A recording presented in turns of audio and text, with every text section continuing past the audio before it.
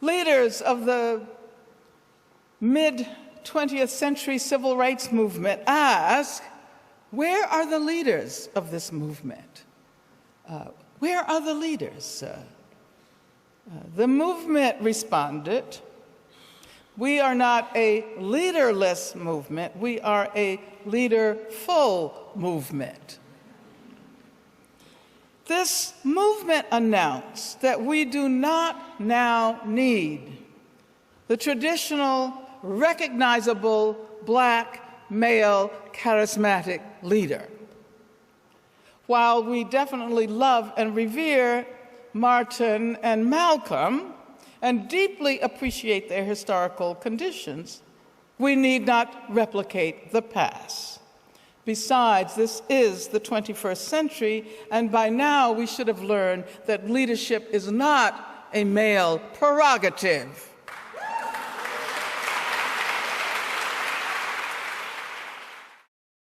It's crazy because I prayed so long to have a little girl, you know what I mean?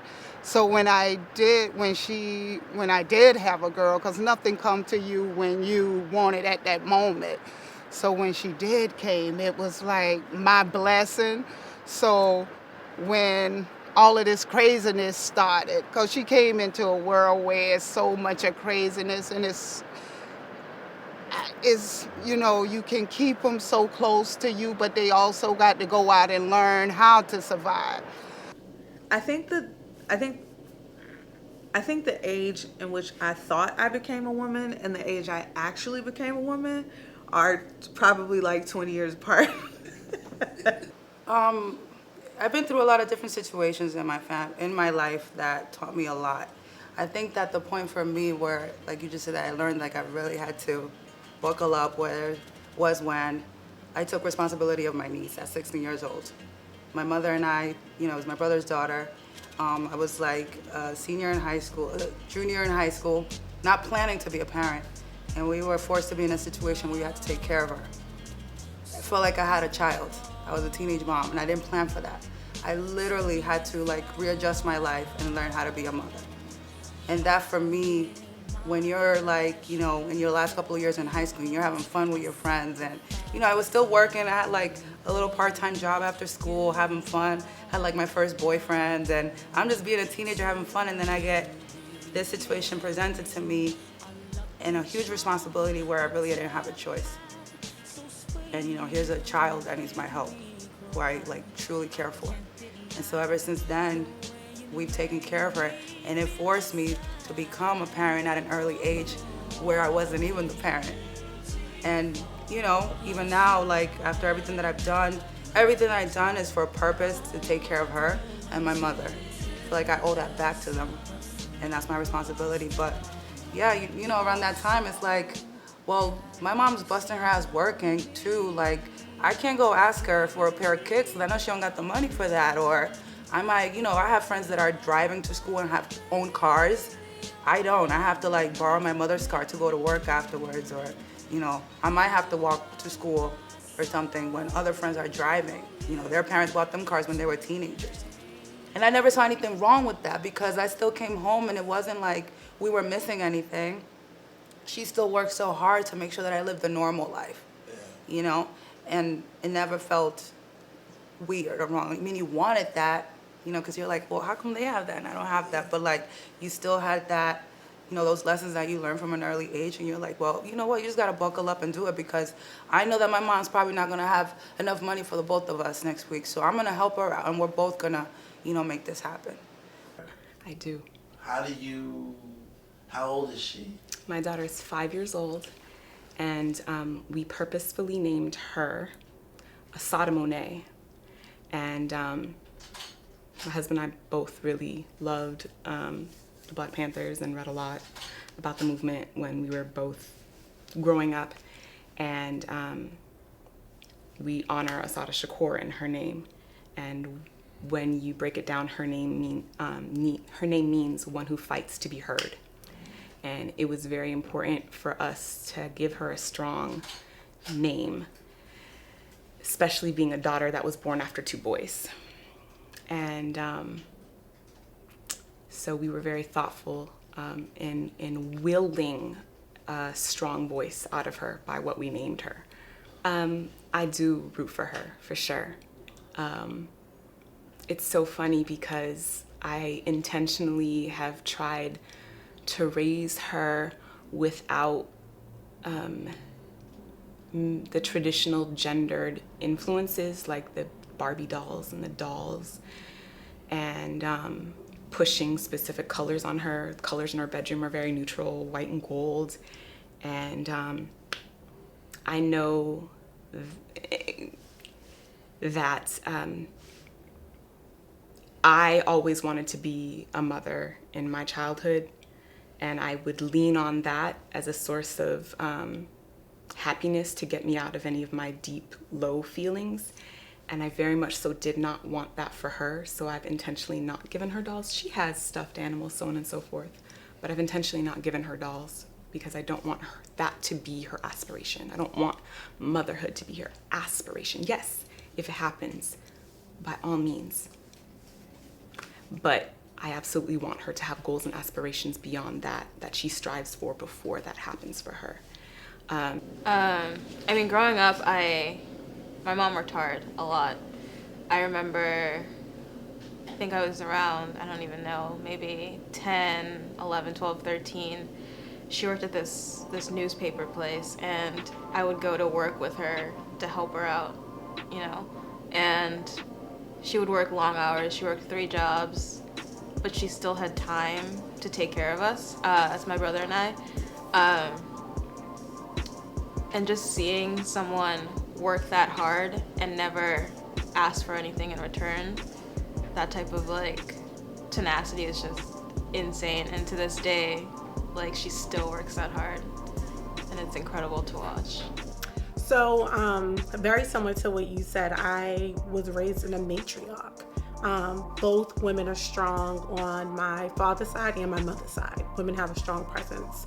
And growing up, I had 2 grandmothers, 2 aunts, my mother, and a host of other women in my village, I would say now as I look back, that play different roles. And I think my path is very different than a lot of their current paths. My mother had me at 18, so that's my girl, me and Big Steph, because I'm also Stephanie Jr. We are 18 years apart. And so I think in many ways, me and my mother have grown up together. And so I knew that there was only a certain point my mother could lead me to. For her, it was important that education was always important to my mother. She finished high school, but she did not finish college. And so I feel like she guided me to that point. And then the lessons I had from all of the women around me, like I said, my aunt, have a nana and a granny, very distinct. Those lessons are all a part of me. I don't think that I would be sitting here without any of the love and shepherding and, headstrong personality traits I got from all of them. And so I really, truly see myself as a collection of all of those women in my immediate families on both sides. People tell me I'm a little bit too much of a combination of my mother and father, so that makes me super headstrong at times. But I do think from like my mother's path, where we are the same is believing in family, supporting family, and helping others. My mother is she'll give you whatever she has if she can type of person. And so I think some of that is in me, but with a different boundary. My sister had kids. I've got 2 sisters. My middle sister is in her 30s, a little bit younger than me, and then I have a really younger sister. So I guess, with 2 parents that were super busy, my dad's a musician, my mom's a school teacher, it kind of left me as the elder to kind of make sure to watch over them. And then when my middle sister popped out with, I think, her first daughter, she has 4 children who are beautiful, love them. I felt the responsibility to become the decision maker, when my parents weren't there. And, that includes being the person that people don't necessarily like, but you still gotta hold it down. That, that also means making however much money you can make. And I just felt like a duty or a sense of necessity to not lean on my parents and kind of give them a little bit of relief for me to kind of help my family. I was the 3rd oldest grandchild, the first one raised in the house with them. So I think their personalities were a huge influence. My grandmother was a Taurus, so she was very stern, but also very level-headed and had lots of ideas. Her younger sister was very feisty. She wouldn't do anything without like her Virginia Slims and her Miller High Life, and she would, like if you got out of line, she would get you together, and then the middle sister, she was very stylish, and she loved her jewelry and her diamonds, like those sorts of things were very important to her. How she looked, even now, she's like 80 something years old, and her Coach purse must match her shoes, her hair. There are just certain things she doesn't do. And I feel like ultimately I became like a combination of all these women. And as a result of that, I'm also a combination of the women that they created, So, they also loved cooking, and I think that was a huge part of the time I got to spend with them, because I could come in the kitchen and listen to their conversations, but in return, I had to do a job. Like you have to pick these greens, or you have to peel these potatoes, but you cannot just sit here and, and actually be in grown folks' business. You had to be busy in grown folks' business and pretend you're not listening. And I've met some incredible women who are very important to me. And the women in my family, my circle of girlfriends now, I would describe them as loving, caring, protective, giving, wow, it's just so hard to like put them in certain categories, but those are people that you can call any time of the day. Like, those friends that you can call at 6 o'clock in the morning and they don't care you just woke them up? Those are them. Those are those women in my life. I think I've encountered both situations. And I think it's taken me a while, but I think I'm smart enough to know and surround myself with a group of friends who I see doing something and I'm doing something, and we can kind of encourage each other to keep pushing. I've had a lot of friends in my life who did feel like, how would I put this? I guess like leeches a little bit, sort of feeding off of what you're doing or your energy and not really doing much for them despite how much you kind of push them. And there comes a point in your life where it doesn't matter how great of a friend someone is to you. If they're holding you back, you need to keep moving forward. And if that means you motivate them to move forward and kind of see the light, then so be it. And if there's no hope there, then it's not your fault to leave people behind. But I have had friends where I felt like I've had to just kind of leave behind and let them do their thing. But despite all that, I feel like I've met a lot of women who are doing such incredible things that I'm in a place in my life right now where no matter what I'm doing, I can always talk to someone, I can always call someone up, I can always, see what someone's doing on, on Instagram or Facebook, or read their names in newspapers and see that they're doing big things and know that those are my friends. But it has taken me a while to learn the type of women I want to surround myself with. Because I'm the type of person where I need motivation and I need to see other people doing awesome things to be inspired.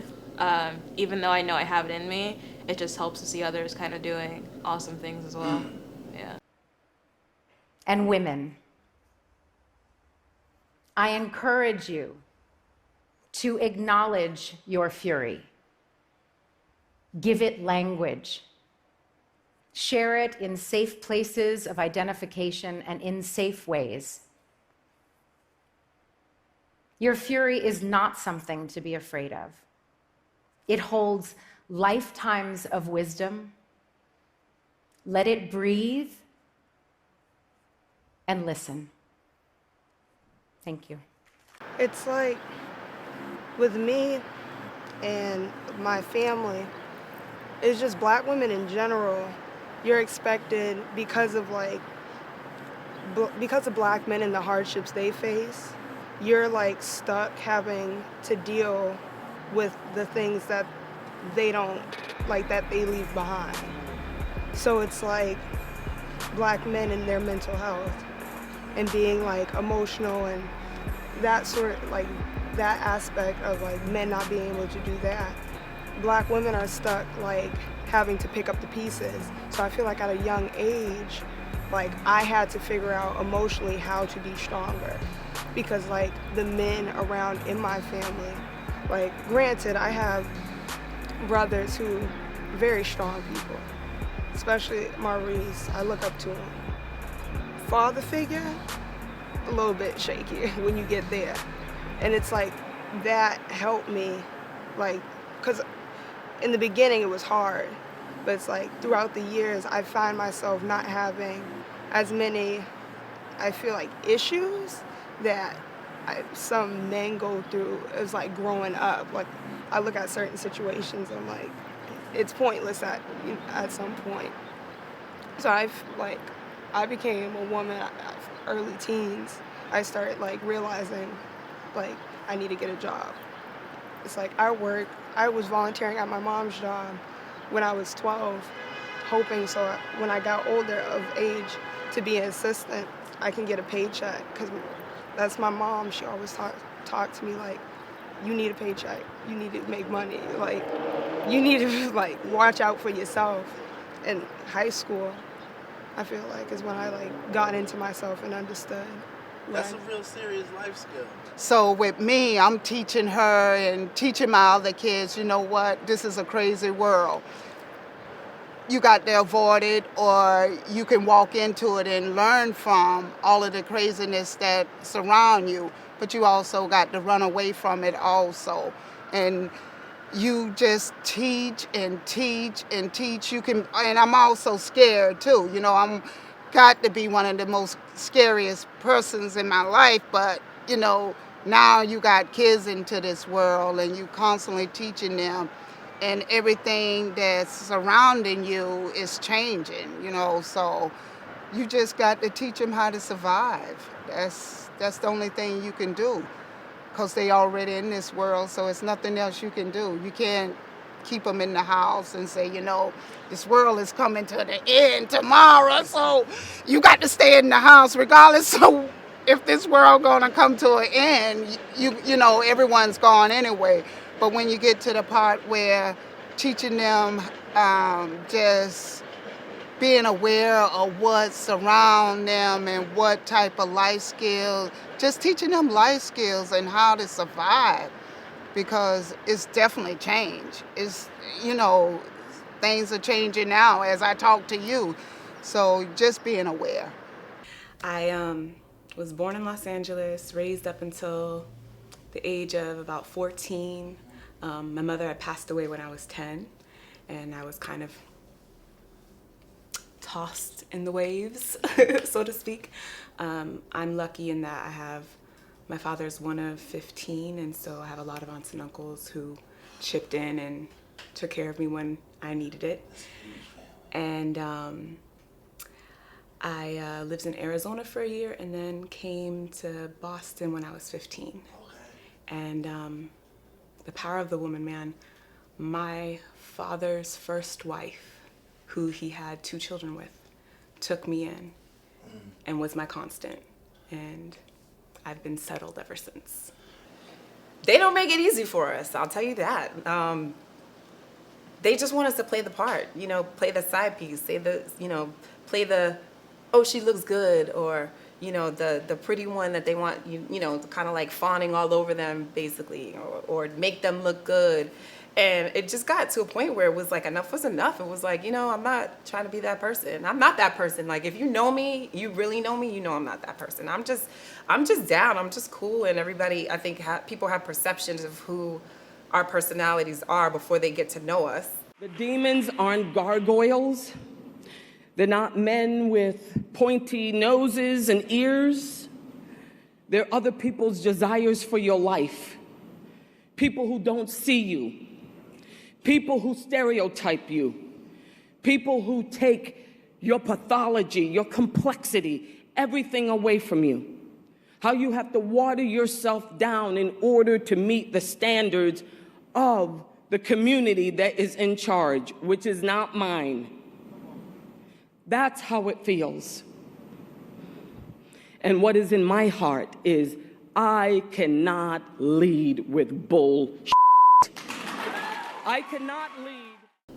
I grew up surrounded by a lot of people with privilege, and I work in a workplace where I work with those same people, and even when I'm just blogging, you know, I'm surrounded by those same people every day, and I always feel like I have to prove myself. Even though I don't, I still feel that way just because that's just the type of environment I've always been in. And when I think of where I am today and people, you know, always, you know, sing praises or they're proud of me or they're happy and they think, you know, you're doing such amazing things, you know, I do appreciate those words, but I always remember, like, I'm only here because, you know, I had to work twice as hard. And that work ethic is something that's been instilled in me since I was younger.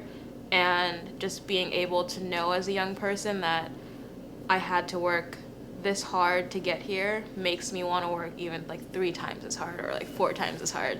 But yeah, but that just is kind of what comes with the territory of not only being a woman, but being a black woman. I mean, I feel like with everything that's happening, you're always gonna be defensive, right? And like, for me, I mean, I have a very like unique look. So anytime I walk into anywhere, I feel like eyes are on me and they're trying to figure out who I am. So there is a sense of judgment, whether it can be a positive or negative, you know? And it's difficult sometimes, but it has to do a lot with you, and you have to be very secure in who you are. You have to be very secure in who you are, and I think that I've learned to do that. I mean, yeah, there's been situations before where I've walked into, you know, a very professional setting.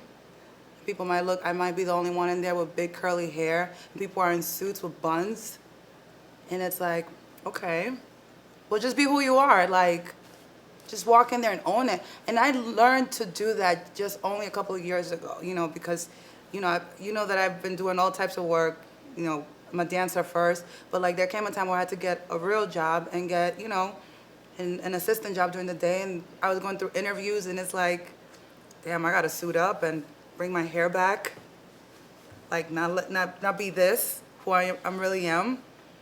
And then I learned to just really be like, this is who you are. Like, you're no longer supposed to force yourself to be a certain way for people to accept you.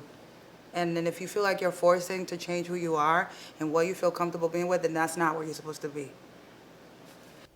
I think it's a slight and a superpower at the same time, because one of the things that I think isn't modeled for us, even though for me, I'll say for myself, growing up in a matriarch, is, you know, what do you do when the load feels too heavy? Nobody talks about that. Everybody says push through. And I don't always know if that's the healthiest part or the healthiest way to get through that part. So for me, that's why it's a double standard. I can count on one hand when I saw the women in my family cry.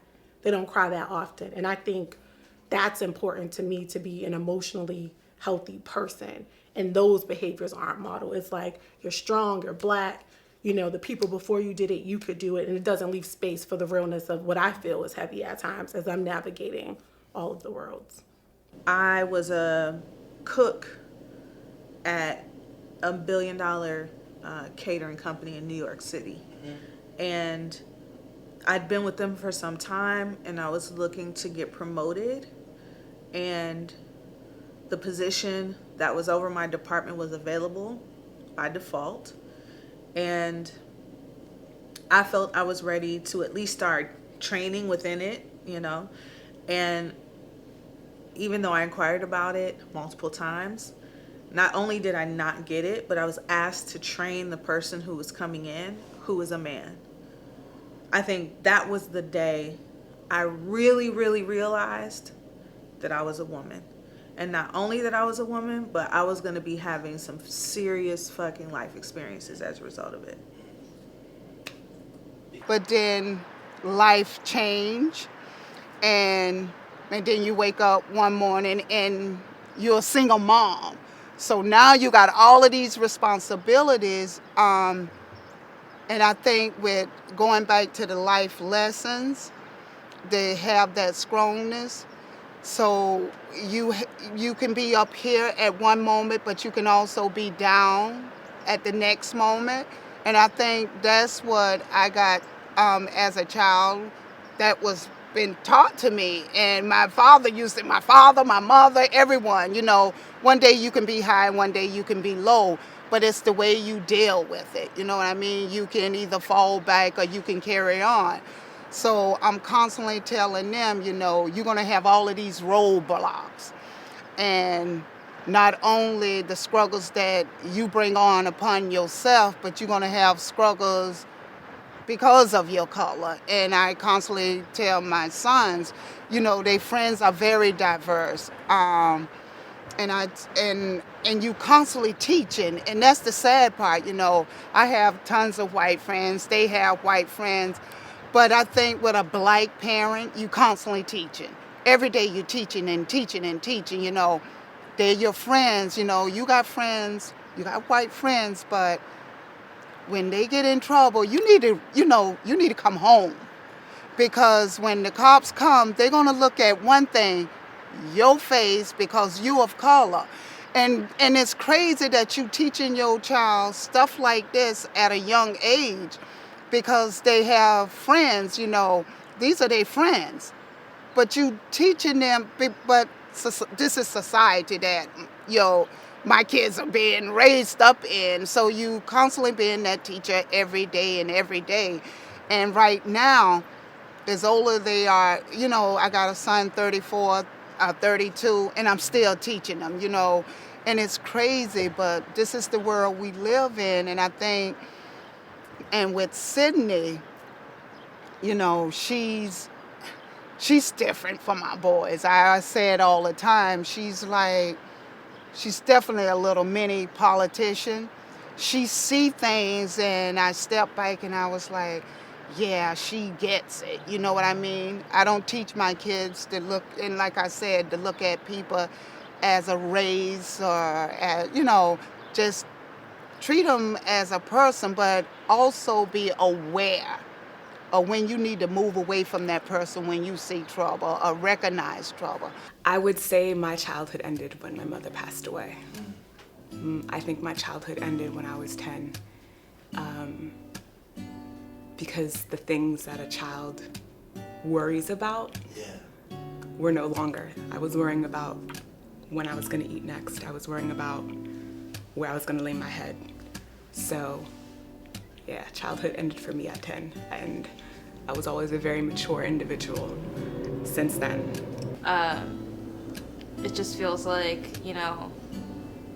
everyone's kind of has this, or there's kind of like this tier where, depending on the color of your skin or your gender, there's a certain level of easiness that different things come with, and it always feels like we're always at the bottom of the tier, so we always have to climb a few extra steps just to get to where someone else started. I think it was my end of my sophomore year. It was the first time one of my teachers gave us an assignment where they told us, creatively, you can pick whatever you want to write, do a whole research project on.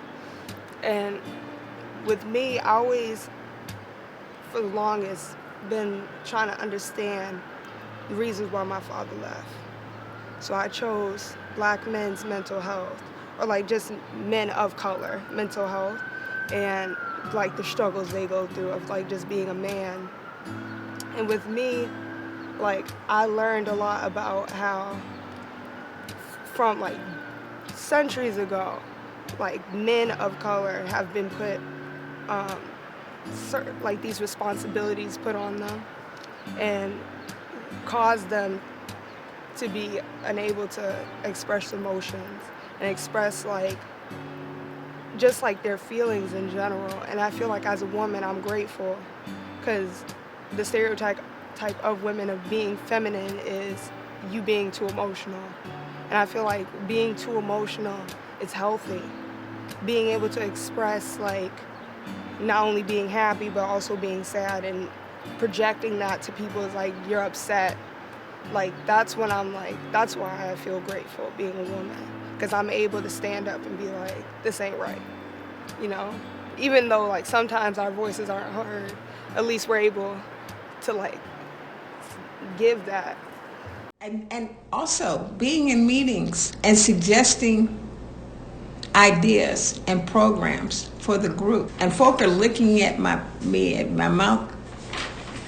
And then a white guy say, repeat an aspect of what I had said, and everybody go, and the next thing they're saying, and so-and-so's idea, not Karen's idea. The other person's idea. Well, I don't know, maybe I'll say, I've gotten used to the fact that it will occur that way here, but I have yet to forget that when it was in my face all those years ago, I can handle it better. I don't know that I could honestly say that every step along the way I've experienced a barrier. I think, fortunately, ever since I've come into the culinary industry, I've been the one of few women of color, one of few people of color in general. And so when you find yourself in those types of environments, there's usually never any conversation about diversity or lack thereof. Like, they're pretty much functioning business as usual, you know. So there's no gatekeeper there to be held. They make the gate. They are the wood, they are the nails, they are the screws, they are the bolts, they are the lock. You know, so like they don't need a keeper, right? So as life fate would have it, I found myself interning at the Food Network, which actually should have never happened considering, you know, like the school that I went to and the demographic. But I find myself there and I'm like, okay, there are no other women of color here. I went to school with about 45 of them. Where they at, you know? So, you know, that was an opportunity for me to just kind of like get in here. I felt like it was my responsibility to set the standard, you know, because that's what we're taught. Like, don't show your, you know, code switch. You code switch. I mean, even if not a code switch, you know, you come in knowing you have to work harder, longer, stronger, you know. And so that was already my mindset, because I also know, and my grandmother always told me, there will be times in your life where you will be the only black person in the room. That means you will be representing every black person that they have yet to see and the ones that are to come, you know. And so you have to be preparing the room for that, you know. So I think I always knew that that was going to be my responsibility. I just didn't know when I would apply it, but that was the case at Food Network. And so from that point on, I decided I wanted to be a gatekeeper. So I started She Chef Incorporated, you know. And so She Chef is a professional networking organization for women chefs of color and our allies. And pretty much what I decided to do was use every resource that I got and pass it on to another person, like selectively. Like, I think I like you, I like the way you work, I like the way you work. And I just start filtering them through Food Network, filtering them through ABC The Chew. For everything I got, I would pass on to multiple people until I could like exhaust it, you know. And just started giving these coveted positions, you know, to people. And I decided, if I find a gate that is not kept, it's mine, you know. So that was, you know, I always felt that was my responsibility. You know, if I find, what's the point of me being there if I'm not going to clear the road? You know, I'm supposed to be clearing the brush, right? So anybody who comes after me should be able to make it. Isn't that like the spirit of Harriet Tubman? You know, that's Harriet Tubman's spirit is very important to me. I keep a picture of her in my hallway. I have a candle specifically to Harriet Tubman, because I feel like she made a lot of trips to free people, but she also taught people this road, this path, these paths.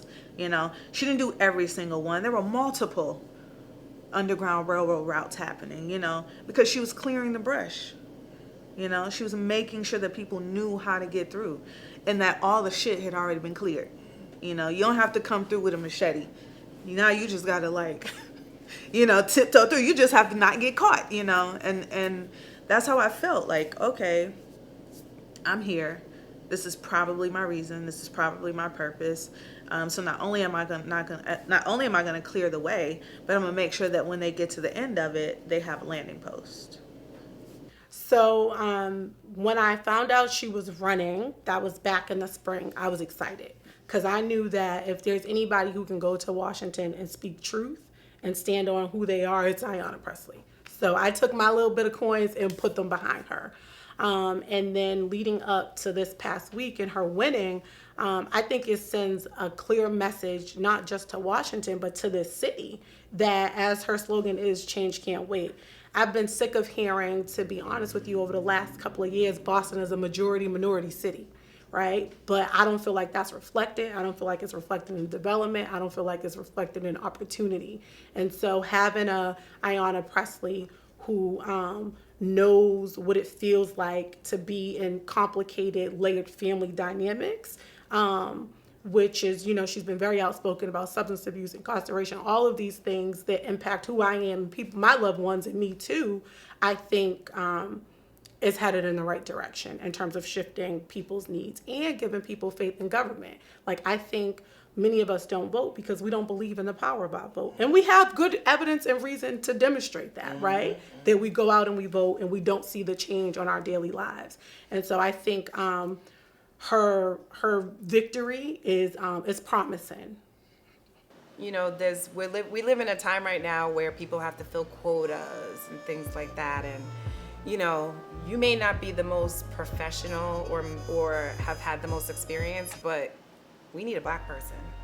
We need a black woman, and we only have like 5% women in our company. So then they look to me, and I think then they're like, oh, she's a black woman. Okay, we check off the box.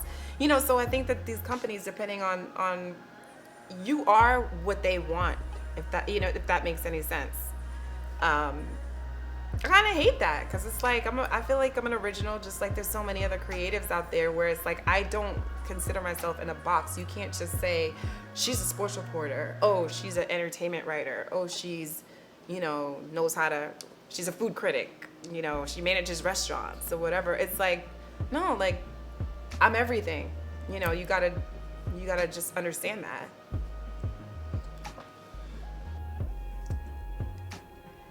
We're still working on that. I don't think we're really there yet. This is something that my husband and I talk about quite frequently, and how Black and brown women have been left out of the feminist movement, because the reality is that the feminist movement excluded Black and brown women, because when you don't include Black and brown men in your movement, the Black and brown family cannot thrive and cannot survive. And when you look at the rates of how people are being paid in this world, okay, yes, women are underpaid, but Black and brown men are being underpaid as well, even more so than women. And the tables are turning, and women's voices are Black and brown women's voices are absolutely being heard more, but we're still not like really there yet. I'm excited for what's going to continue happening, but we're not quite there yet. When people love people, they never think they're going to just think the same. They never, I say to people, will say to me, well, when we try to get our group together to talk about race, there's going to be conflict. And I said, well, have you ever had a love relationship with someone where there's no conflict? Why do we expect that we're going to get together and talk about race and racism and not have perhaps anger, conflict, when we don't expect that in the deepest areas of our lives, our intimate lives? We recognize conflict will be a part of trying to have a relationship with somebody who is not you. So that's where I came in, and I liked it, that part, just helping the families. So when he left, you get that moment where you up here and then you come down here and you say, you know what, I can't stop being who I am because I don't have all of the riches in the world anymore. I'm just, I'm at ground level. How can I get better to show my kids that once you're down, you don't have to stay there. You can get where you should be by working and going back to school, and don't let no one stop you. And even if someone say, you know what, you can't have this job, but you can go somewhere else and get another job because you got that education to keep moving on and moving on. So that's what I install in my kids. Don't let no one keep you back from doing what you should be doing. And I truly believe in that. And I definitely feel that every day, you know, when I walk into work, when I walk into an event, or when I'm trying to, you know, pitch something to someone. I always feel like not only do I have to tell them what I'm doing, or I have to prove that I'm, you know, worthy or capable of doing what I'm trying to do. And that's just part of what makes Black women, or at least me, you know, strong, I feel like. You kind of have to go in rooms and debunk a theory that they Yeah. already have. So, like, you're not even starting at zero. Yeah. Everybody else is maybe starting at 4. Yeah. And they're going to 10, and you're at -4. Yeah. So, And I'm trying to work my way to -2 before I even step in the room. yeah. And yeah, that's the hard part. Yeah, well, you know, like any other parent, especially parents who come from other foreign countries, islands, want you to come be successful. And of course, there's always a risk there when you're not doing your typical, you know, doctor, lawyer, and so on. But my mother knew that I've always had a talent and that I've been passionate about the arts. So it's not a surprise that this is where I'm at today in life, even from when I was a young girl. Like I went to college, I have, my business degree and this and that, but like that wasn't me. I knew that I was always gonna end up in a space where it was about the creators, being creative with other people in the arts. But my mother has been my biggest supporter, like to know that, I'm not saying I've been perfect all my years because there's been times when I've hit rock bottom, but I always had a dream and a passion. So it's like, damn, Mom, like, I hate to say I told you so, but I got your back. Let's get it together. And she always wants me to go to the top. She always wants me to go to the top, and she is an amazing supporter. Wow, I prayed for so many things. I found myself in like perpetual prayer, like constant, like on the bus, walking to the bus or to the train, I think my prayers for my sisters are like pockets of peace, fortitude,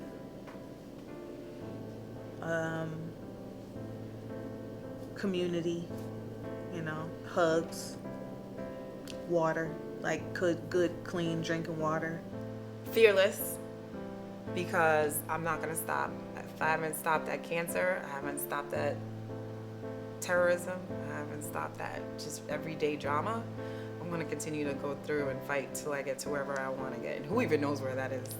I try to set the bar. I used to set the bar super, super high, but now I realize as I got older, I'm trying to keep it high, but I hit goals, my goals now. I have my mini goals, and unique. I think a lot of people think that they know me, but they don't really know the real me. Like, friendly, yes, smiley, yes, but I'm about business.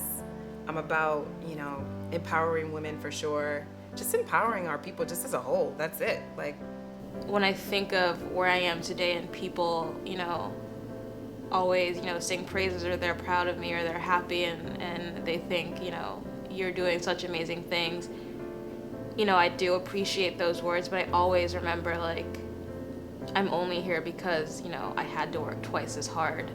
And that work ethic is something that's been instilled in me since I was younger. And just being able to know as a young person that I had to work this hard to get here makes me want to work even like 3 times as hard, or like 4 times as hard. But yeah, but that just is kind of what comes with the territory of not only being a woman, but being a Black woman.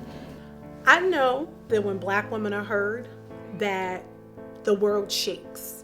And I feel like we got a little bit of that over the recent election. And when I say shakes, it shakes for the good.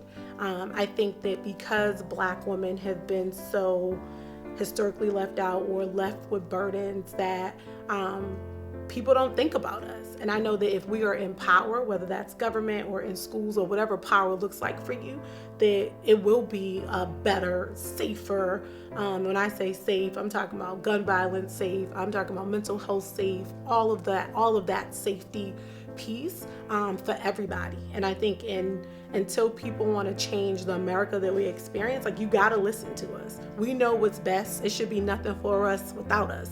And I believe that's what we would see and experience and feel something radically different than what's happening now. And that's what I had to do, you know what I mean? I went back to school when I was 40 years old. I went back, I got a degree in early education, and then I went back to school and got a degree in human service. So you can't say you can't do it. And it was a struggle for me because I was a full mom, single mom, going to school full time and running around with my daughter with I didn't want to change her lifestyle. And because my life had totally changed, I wanted to keep her in a lot of things that pretty much that she was used to, because she was very young. So just having that partnership with the community and having these good friends that I can say, you know, I'm in school for 8 hours. Sydney need to go to dance. Can you take Sydney to dance and bring her back to the college for me? And, you know, just having that connection and having friends and family that can do stuff like that for you. And I think that was my survival. You always got to find ways to survive in this world, and it's tough. Yeah. The words that I would describe the women in my life and my family that I bond with: strength, courage, wonder,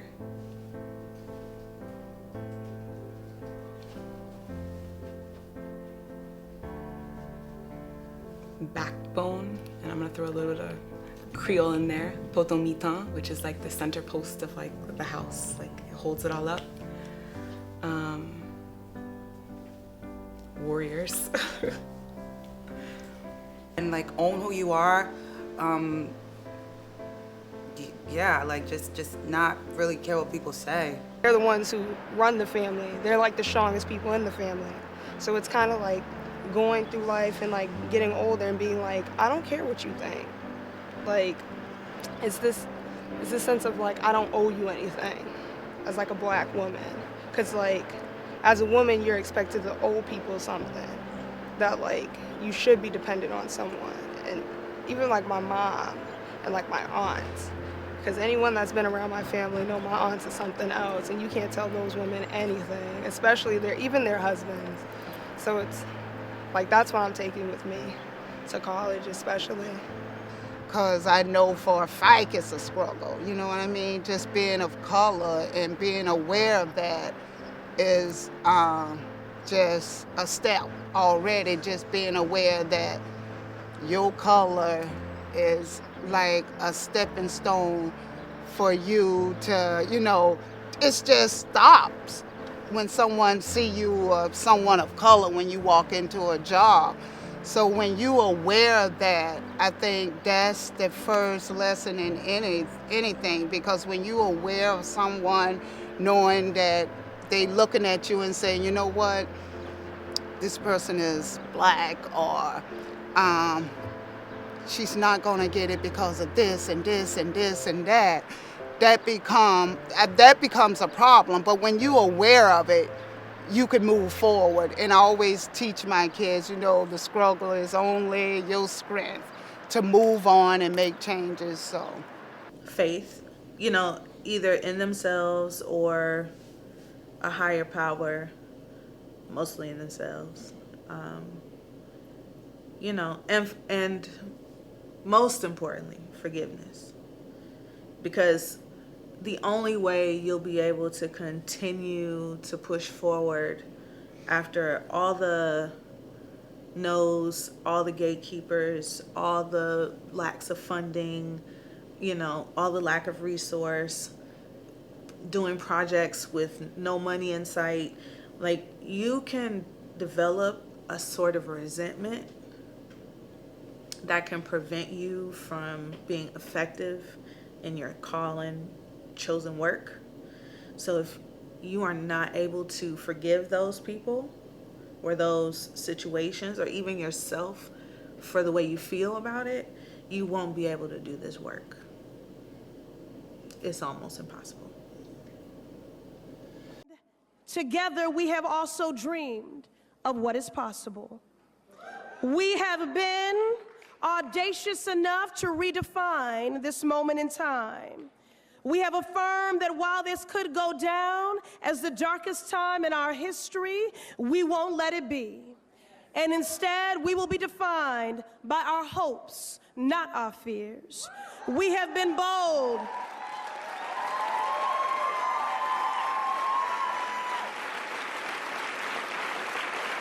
We have been bold in our vision and clear in our convictions, lifting up and affirming what we are for: equity, justice, equality. So I didn't come here to deliver a victory speech tonight, only one of vision.